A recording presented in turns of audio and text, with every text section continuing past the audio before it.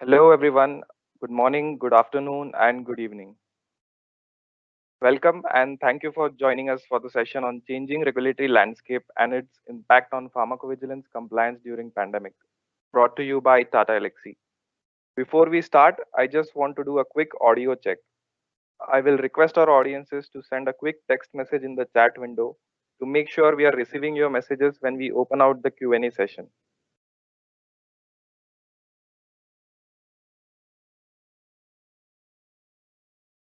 All right.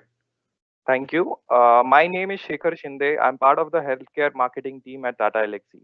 Before I give a brief introduction on today's session, let me start by introducing our speaker for today, Dr. Souvik Chatterjee. Souvik has over 18 plus years of experience in research and drug development, clinical trial, end-to-end pharmacovigilance, QA, regulatory and medical writing, and submission of innovator and genetic products in the US, EU, Canada, Australia, and India market. Thank you so much, Dr. Souvik, for joining us today. So, 2020 was an unprecedented year for the pharmaceutical industry, where companies were racing against the time to bring a safe and effective vaccine for COVID-19 globally. Similarly, there are dynamic changes in the regulatory landscape like BREXIT in the EU and MHRA, combination product guidance in the US, guidance from health authorities like EMA and USFDA on the handling of COVID-19 treatment drugs and other medicines during the pandemic.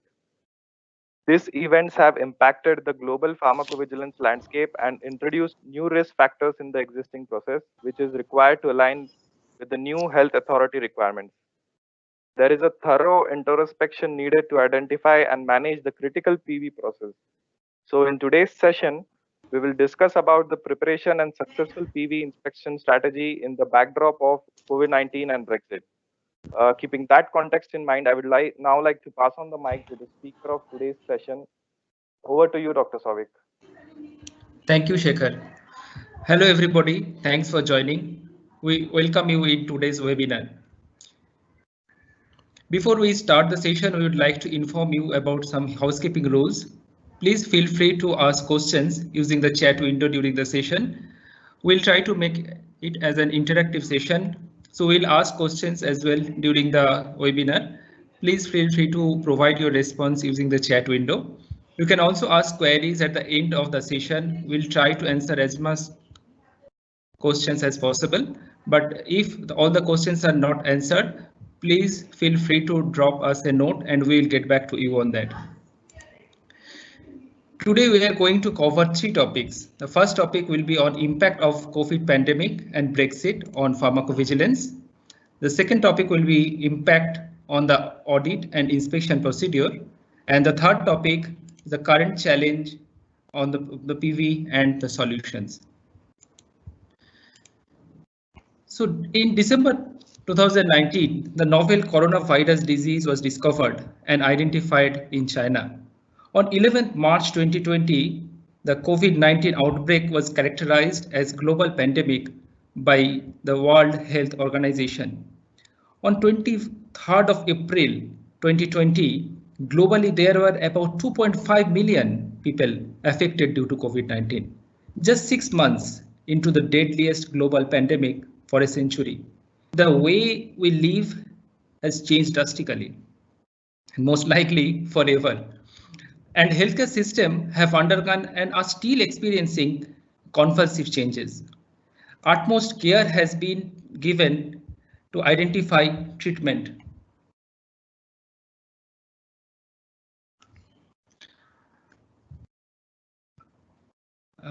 Shekhar, am I audible clearly? Yes, Souvik, we can hear you. Okay, thank you. So utmost care has been given to identify treatment for infected individual and the development of vaccine for COVID-19.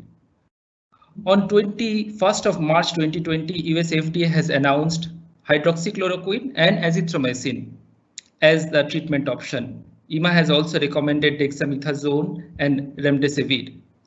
It took almost 1 year to develop an effective vaccine. On 11th December 2020, US FDA has approved Comirnaty. Following that, other vaccines like Moderna and AstraZeneca vaccine are also developed and approved in the different parts of the world. COVID-19 pandemic had major effects on the healthcare industry, including the pharmaceutical sector. This pandemic was associated with considerable short-term and long-term effects. In terms of the regulatory compliances, it has impacted clinical trial, pharmacovigilance, inspection process.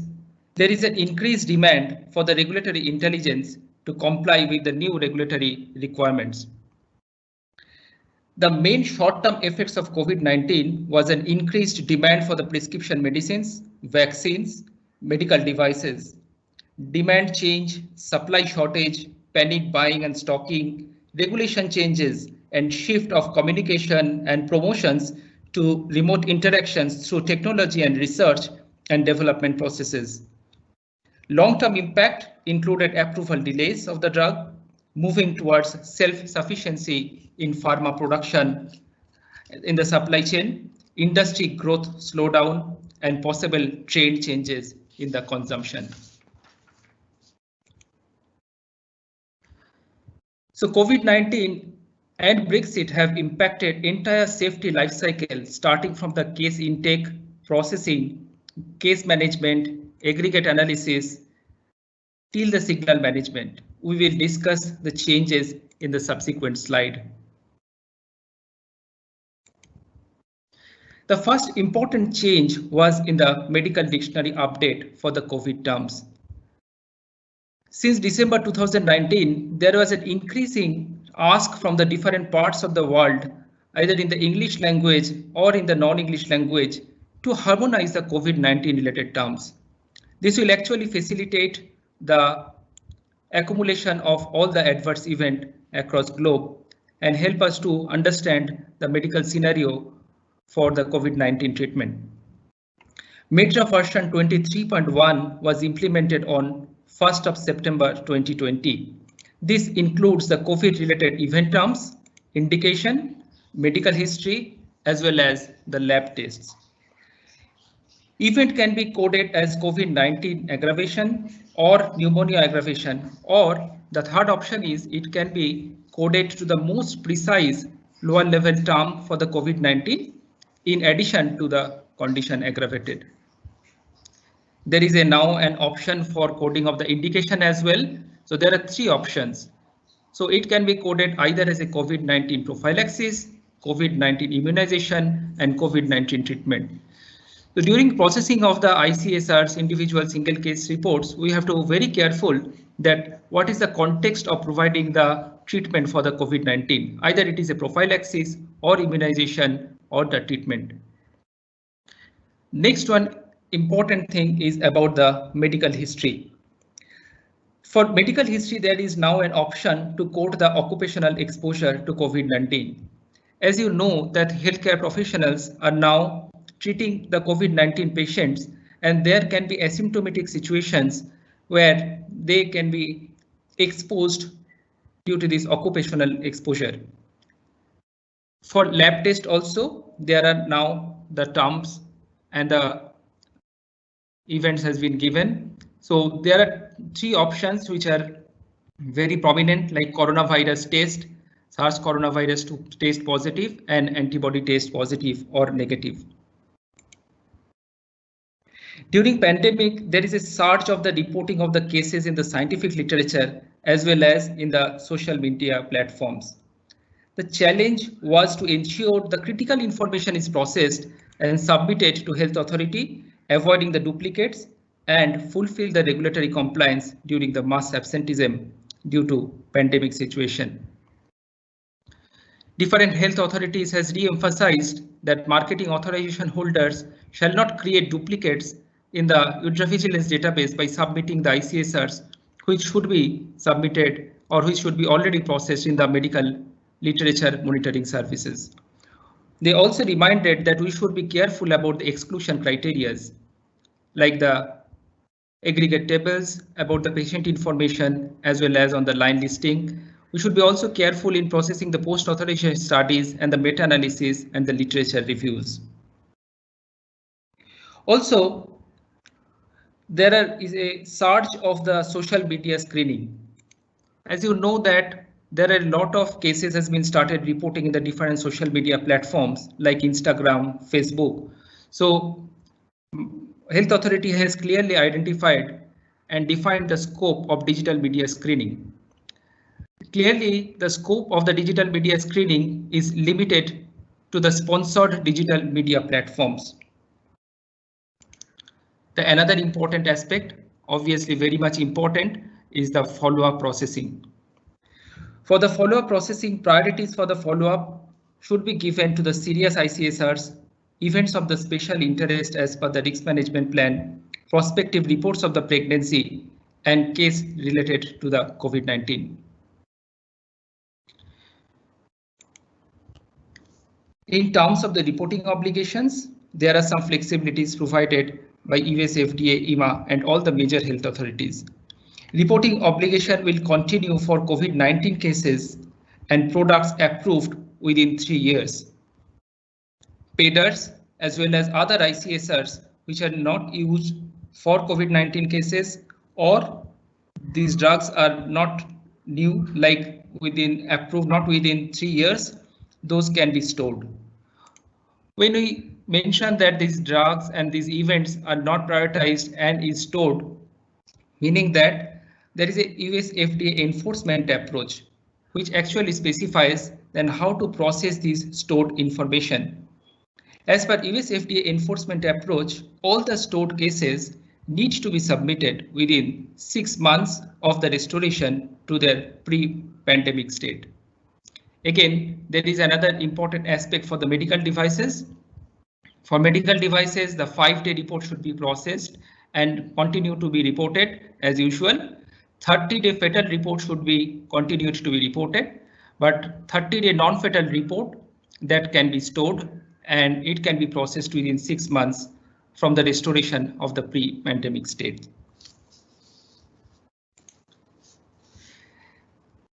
EMA and MHRA also released guidance on the processing of the ICSRs. We need to prioritize the COVID-19 cases and include a note in the pharmacovigilance system master file, including and mentioning the prioritization criteria. For drug misuse, reports should not be submitted for the misuse of the non-medicinal products, which may contain the substances which are also present in the medicinal product. We can give an example to that. As for example, if the swimming pool cleaner contains the chloroquine phosphate and one patient has used that particular swimming pool cleaner as a drug misuse, then that case should not be reported to the health authority. Another important aspect is off-label use. Off-label use without associated suspected adverse reaction should not be reported as an ICSR, but these reports obviously should be included in the PSUR.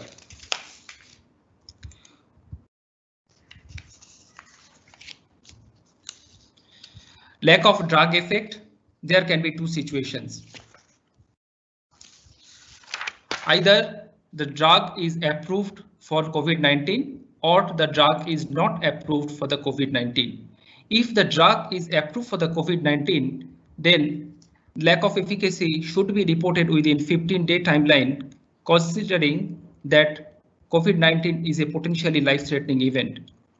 But if the drug is not approved from any health authority for COVID-19 and the drug is used as an off-label use, then the lack of efficacy should not be reported as an ICSR.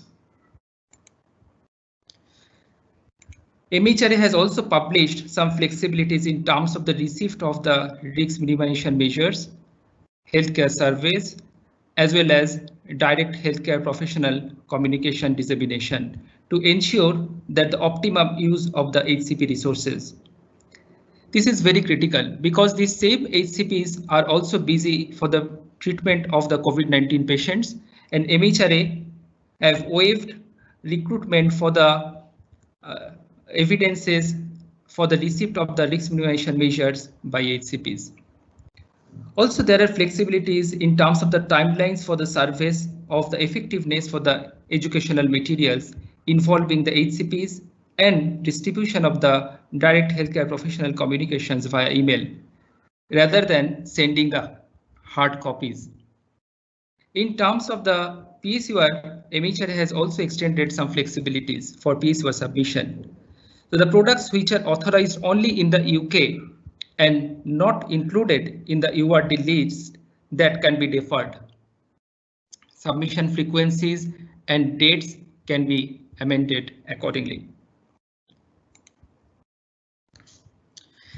There are many important changes has happened due to Brexit. So while the world is experiencing a lot of changes, a crisis situation for COVID-19, another part of the world which is very critical in terms of the pharmacovigilance regulation has experienced this Brexit change, which has impacted and a lot of regulatory changes in terms of this Brexit.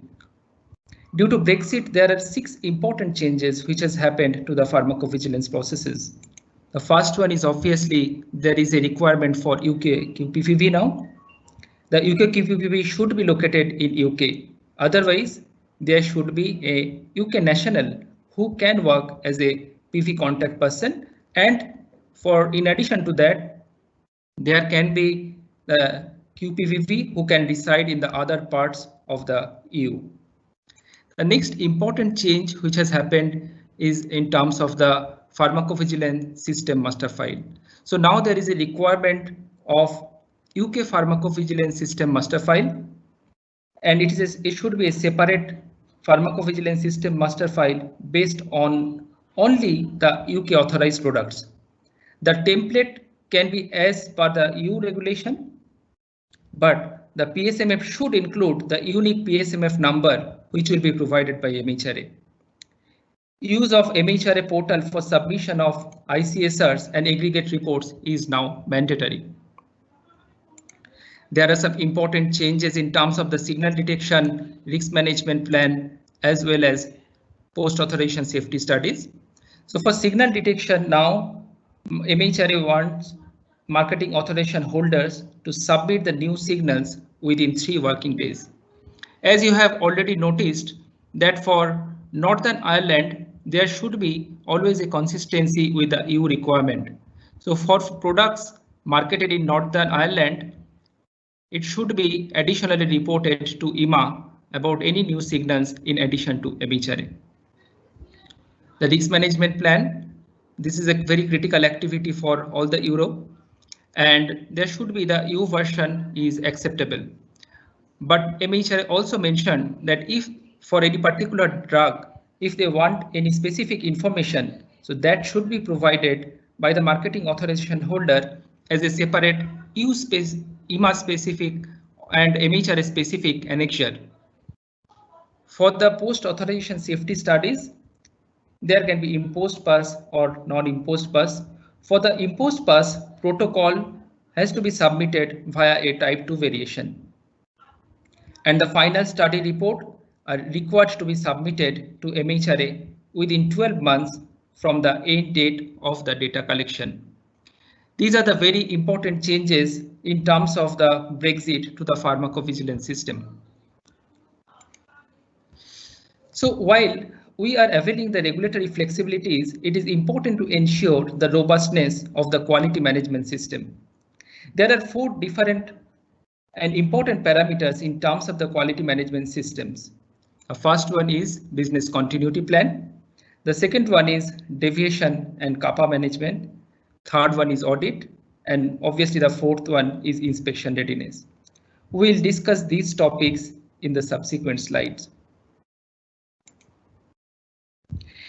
It is very important to have a robust quality management system to ensure compliance with the changing health authority guidance. In terms of the quality management system, health authorities provided detailed guidance on the business continuity plan, deviation and CAPA management, and audit management. EMA GCP Module 1 mentioned in details about the importance of the business continuity plan for the critical pharmacovigilance processes. Now, US FDA has also re-emphasized that implementation of the continuity of operation plan, which commonly we know as business continuity plan. There are three requirements and three objectives of this continuity of operation plan, which is recommended by USFDA.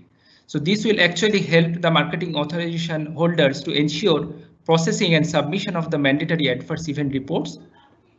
Also, this will help to document when the case processing or any other pharmacovigilance activities has started impacting due to the COVID situation. And this will also give a documentation for the future that how they are going to meet the requirements and how they are going to clear the backlog which has been put forward because of this COVID situation. The other important point is about the deviation management. Deviations to be prioritized as risk-based approach. So for the big pharma companies, they are never anticipated that this pandemic will go on for this much long duration. So most of the pharma companies have their process deviation, and during the mass absenteeism, it becomes very difficult to close all those deviations. Health authorities recommended that priority should be given to those deviations where there is a more risk involved, and risk meaning obviously it should boil down to the patient safety. Any adaptation in terms of the planning and conduct of the audit should be based on risk as well, with all the decisions clearly justified and duly documented as part of the prioritization strategy. For cause audit should be prioritized and planned audit should be conducted as soon as possible and without any undue delay. Where a decision has been made to conduct the remote audit, the marketing authorization holder should consider how these audits will ensure the independent and objective evaluation of the fulfillment of the pharmacovigilance requirement by the auditee. This would typically involve a mixture of the interview sessions. As for example, it can be telephone conversation or the video conferencing and the document review. Utilizing only questionnaire, meaning that audit questionnaire alone without supporting evidences would not qualify for a valid audit.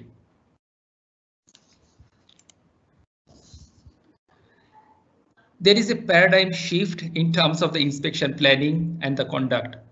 So before COVID, generally whenever there is an inspection, and in pharma industry, all of us are very much familiar with the inspection. So we know that inspector will be coming to our premises. So either it is a planned inspection or it is an unplanned inspection. And we expect that there will be one or two inspectors. So there will be rigorous grilling of all the documents and all the information and how we are complying with the regulatory requirements. But now after COVID, the situation has completely changed. So remote audit becomes a mandate during the COVID, and health authorities are also evaluating this as an option for the future. Based on the purpose of the for cause audit, feasibility assessment is performed to ensure the remote audit is serving the purpose. Information technology tools like the virtual meetings and sharing the documents through the electronic systems are at the need of this moment. So health authorities have also mentioned that there should be processes in place through which the documents, the pharmacovigilance documents, the clinical trial documents can be shared with the inspectors. At the same time, the data privacy should also be secured. Recently, MHRA has published guidance on resuming the on-site inspection. This is very important. MHRA has designed a three-step process to conduct this on-site inspection now. The first step is planning, then execution, and the follow-up. During planning phase, the inspector and the inspectee will discuss about the logistic and perform a risk assessment. To minimize the on-site duration, the inspector may now ask extensive list of the pre-inspection request. So now you can expect a lot more information during the pre-inspection request compared to the inspection request which we used to receive before the COVID situation. This has two purposes. This will actually help the inspector to be more prepared and spend less time during the on-site visit. And the on-site visit will be actually used to clarify the doubts and the questions, so that during the inspection conduct, the minimum number of the inspectors as well as the inspectees should be available. And social distancing obviously should be followed. Another important aspect which I've also mentioned by MHRA, that inspection follow-up. So as part of this follow-up procedure, either party will inform the other party within 7 days in case of any attendees, either from the inspector side or from the inspectee side, if they are identified with COVID-19.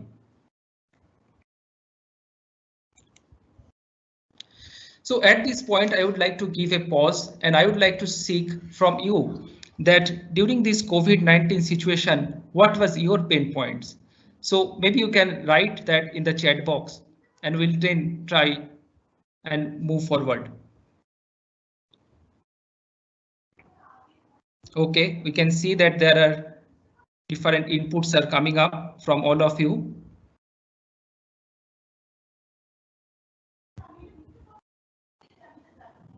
Yes, okay, thank you. We'll wait for 1 more minute. What challenges you have faced during this COVID-19 and Brexit situation? So is it the ICSR processing? Is it your signal management? Is your aggregate report? Or is it the quality assurance? Which part you found that most difficult during this COVID-19?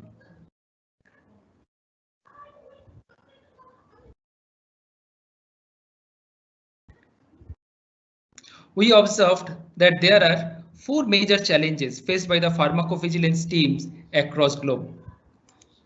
First is about the regulatory intelligence.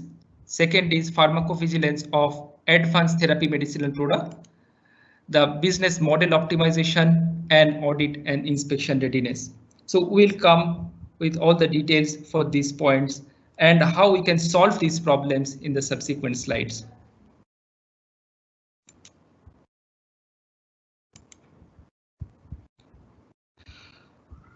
During COVID-19, we have seen a changing mindset to the digital platform and information technology. It became very difficult to track the regulatory updates from all over the world. In my personal experience, on an average, pharma company market their product in 60 to 100 countries. Alone from EMA, there were around 85 very important and critical updates in January 2021. So you can imagine now, so from 100 countries, if you are marketing in 100 countries, so you have regulatory updates 85 into 100, so 8,500 per month. And in a year, you can multiply with 12. So this is huge, right? So how you are going to mitigate and how you are going to ensure that our system is actually tracking all those regulatory updates as well as doing an impact analysis for those.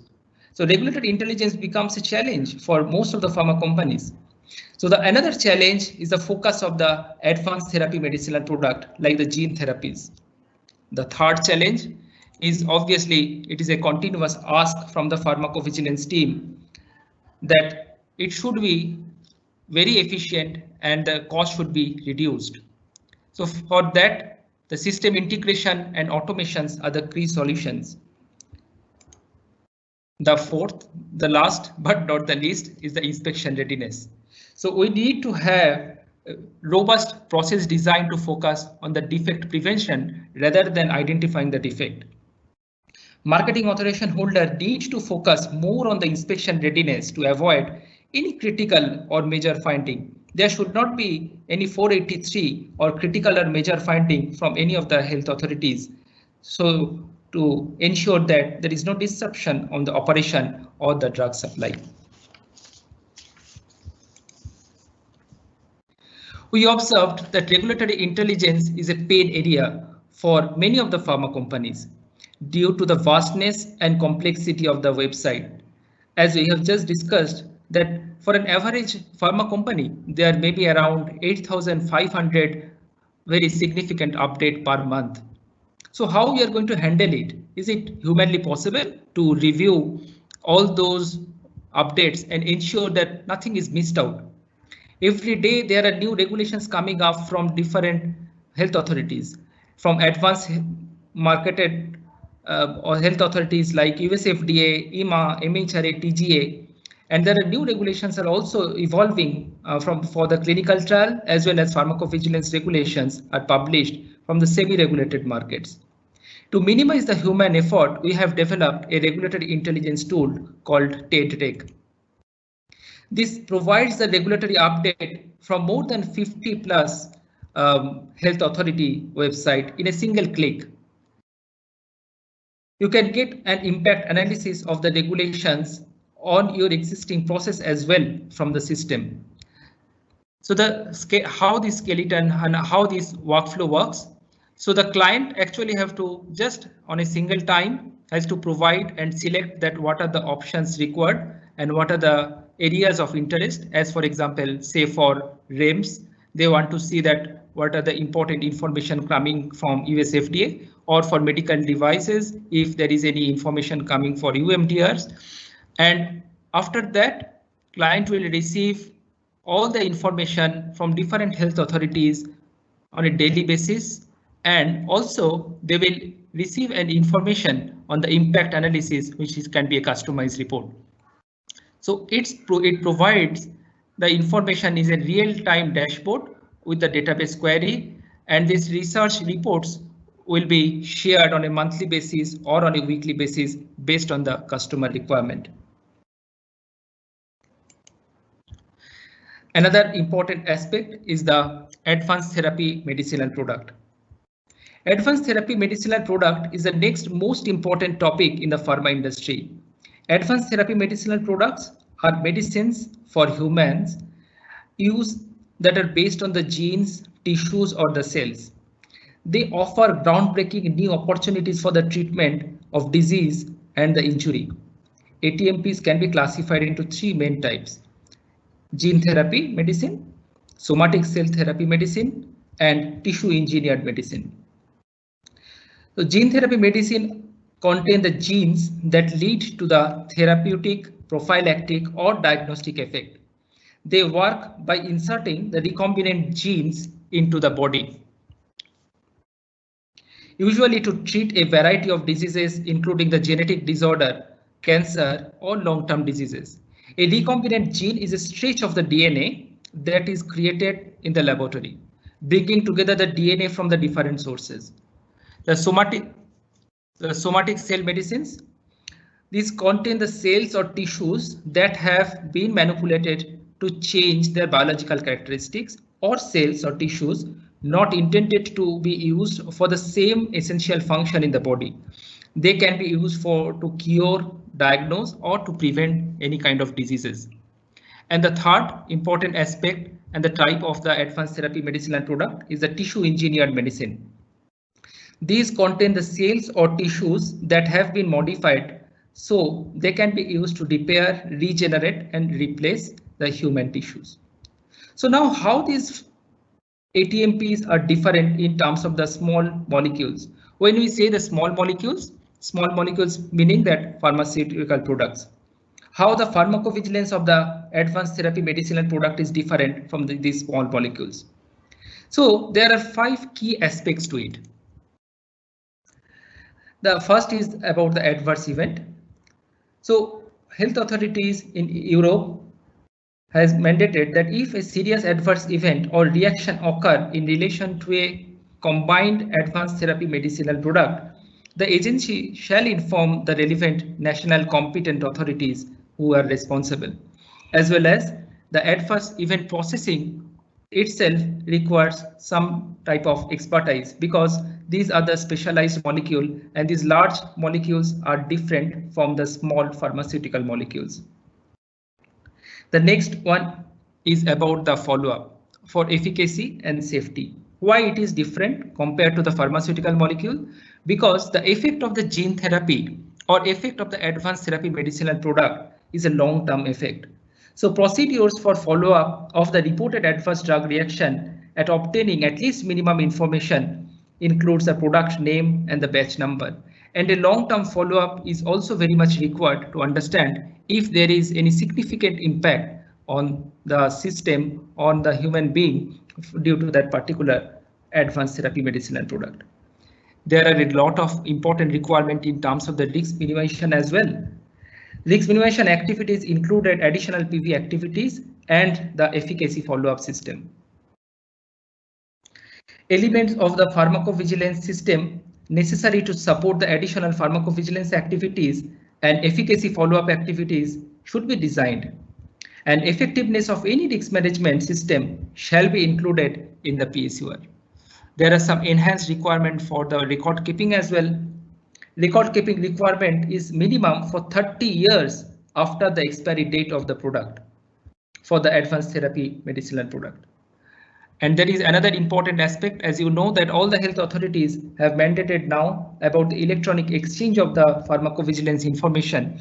In terms of the electronic exchange and E2B R2 and R3 submission, there should be some additional field which required to be filled up. Otherwise, the cases will not be processed properly in the health authority database. Advanced therapy medicinal products are very critical in terms of the safety as well as efficacy. So as you can see from EMA website, the information that for any cell-based therapy, which is one type of advanced therapy medicinal product, there should be a detailed discussion between the patient and the healthcare professional about the risk and benefit, as well as the side effects which are resulted should immediately be reported and should be processed properly.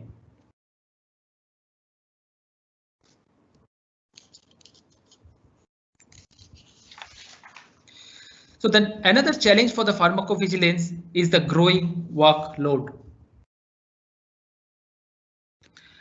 To comply with the stringent regulation, the focus is to increase the fast pass yield to reduce the downstream cost. There is a famous formula, you all must be knowing about that. This is called 1:10:100 rule. So this rule states that if it takes tenfold increase more effort to identify an error at the next level if it is missed out at the initial stage, meaning that if I am working on an ICSR and if I miss that error at the first place, then the QCR who is doing the QC, he has to provide or he has to use tenfold more effort to identify the error. And the next level, at the medical review level, it actually requires one more tenfold, meaning that 100-fold effort to identify the error. So that is why it is very important to ensure that whatever we are doing it right first time. So there are two ways to do it. So the first way is prevention over correction. So if we include in our safety database and in our automation process such a way that it actually prevents the defects rather than depending on the manual error, then obviously we can increase this fast pass yield. There are obviously increased focus on the reduced cost as well as increasing efficiency, because all the businesses, including the pharma businesses as well, has been impacted due to COVID.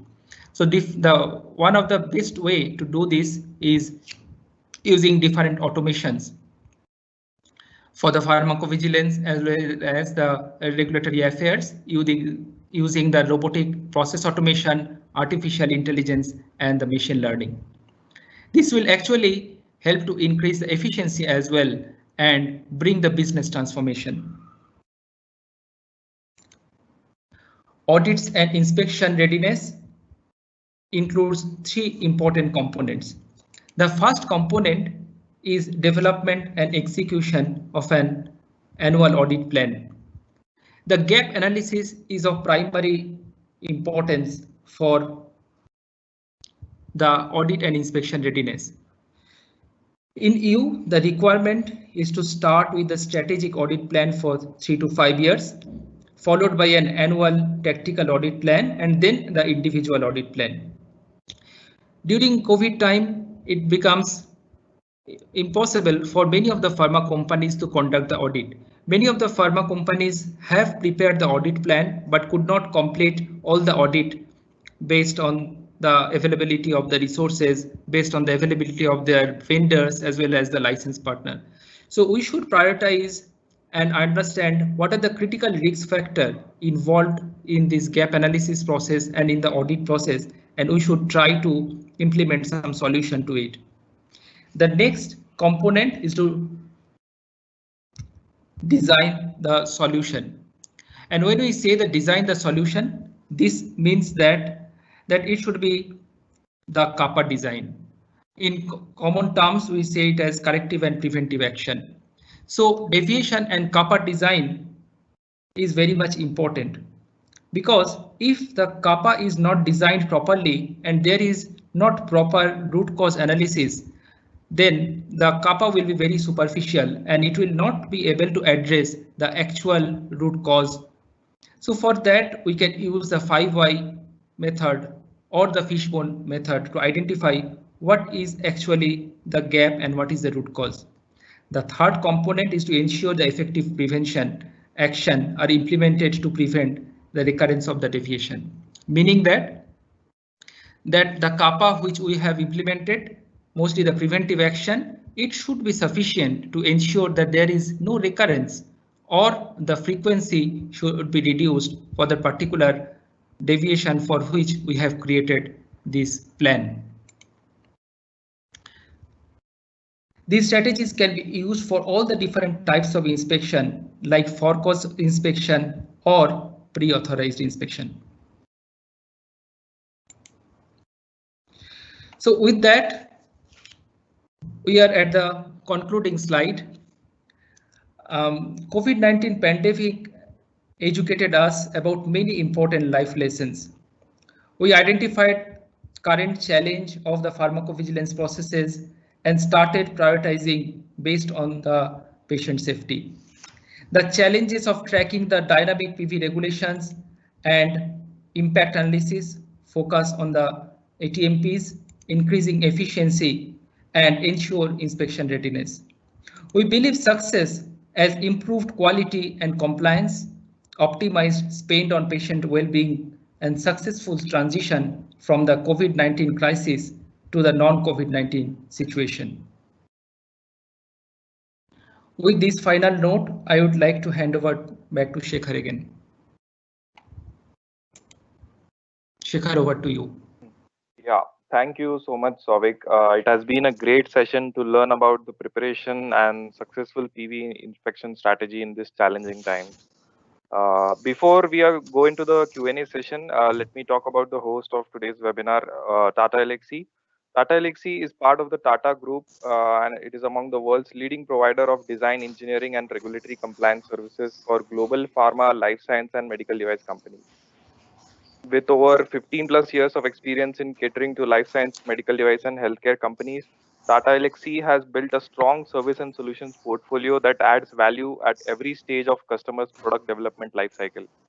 Apart from industrial design and digital solutions, Tata Elxsi has 1,000 years of experience in providing regulatory compliance services such as consulting, dossier preparation and compilation, labeling and packaging, clinical and regulatory writing, and pharmacovigilance. That was about the host. What we are going to do now is we are going to open the session for the questions from the audience. We already have some interesting questions coming in during the session. I'm going to jump straight into them. So the first question we have is on the backlogs created during COVID. So Dr. Souvik, the question says, how the backlogs created during COVID situation can be processed? Thank you. This is a very good question, and I'm sure that many of the companies are struggling with this information and the process to design that and develop the solution. So with implementation of the business continuity plan, you can use the prioritized approach to maintain the regulatory compliance.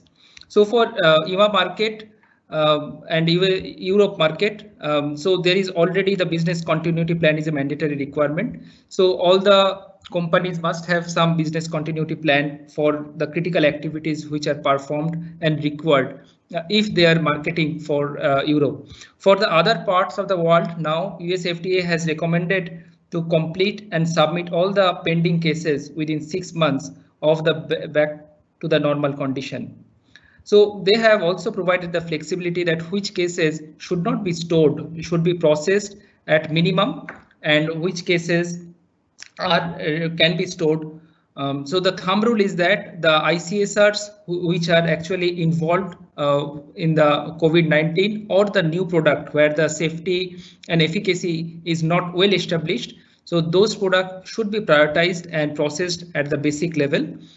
The other drugs where it is the non-fatal, so it can be stored. The other second thumb rule is that the ICSR should be prioritized over the aggregate analysis, like that, meaning that the ICSR, if there is a competing resource for the ICSR versus the PEDR is the aggregate analysis report which needs to be submitted to US FDA, then the ICSR should be prioritized over the PEDRs. Another important point for the medical devices that the 5-day report should be continued and the fatal report 30-day report should be continued to be processed compared to and over the non-fatal reports. Okay, thank you for your insights, Souvik. I'll take the next question. It is on the impact due to COVID. So how are the lack of effect of COVID treatments handled? Any thoughts, Dr. Souvik? Yes, so this point we have briefly discussed, so I'll just explain it again. So there can be two situations for the lack of effect. So the first situation is that if the drug is already approved for COVID-19, then that case, if there is any lack of efficacy reported, it has to be considered as a priority reporting and it should be prioritized and submitted within 15 days. But if the drug is not yet approved for COVID-19, then it is not required to be submitted on an expedited basis. And it is not required to be submitted at all. Okay, thank you, Souvik. Maybe we can take one more question. So, Souvik, I can see a couple of questions on the typical challenges observed in remote audit. So, can you share some insights on the challenges observed during remote PV audits? Yes. This is also a very interesting questions, and we have a couple of the interesting discussions with our clients about this. So few of the common pain points and challenges observed by the pharma companies are like the management of the deviation and kappas, as well as performing the audit for the vendors and the partners. And another important point which we have observed is about the lack of training and documentation and onboarding during the employees during this COVID situation. So sharing of the data with the inspector through the secured method is one of the major important thing, as we have already discussed.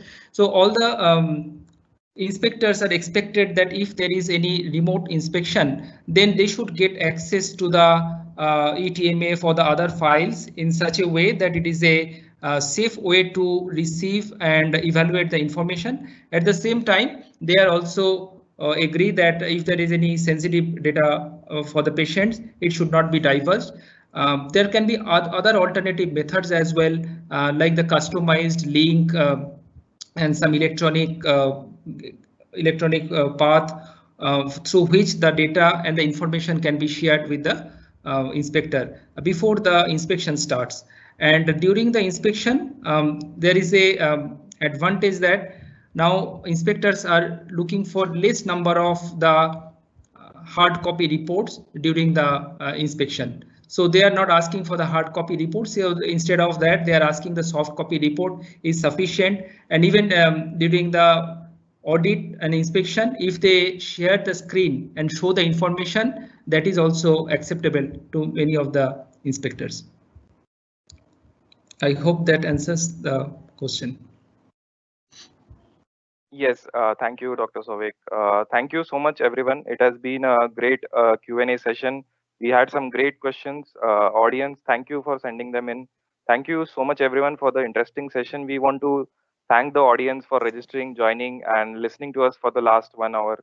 We hope you have enjoyed the session. In the course of next few days, we would be sending the recording of this session. Also, we would also share the answers to some of the questions that we couldn't answer during this session. Also, as a token of thanks, we are delighted to share a white paper on the same topic. We would love to hear your feedback on that. Thank you once again for joining the webinar. Have a great day ahead. Thank you, everybody.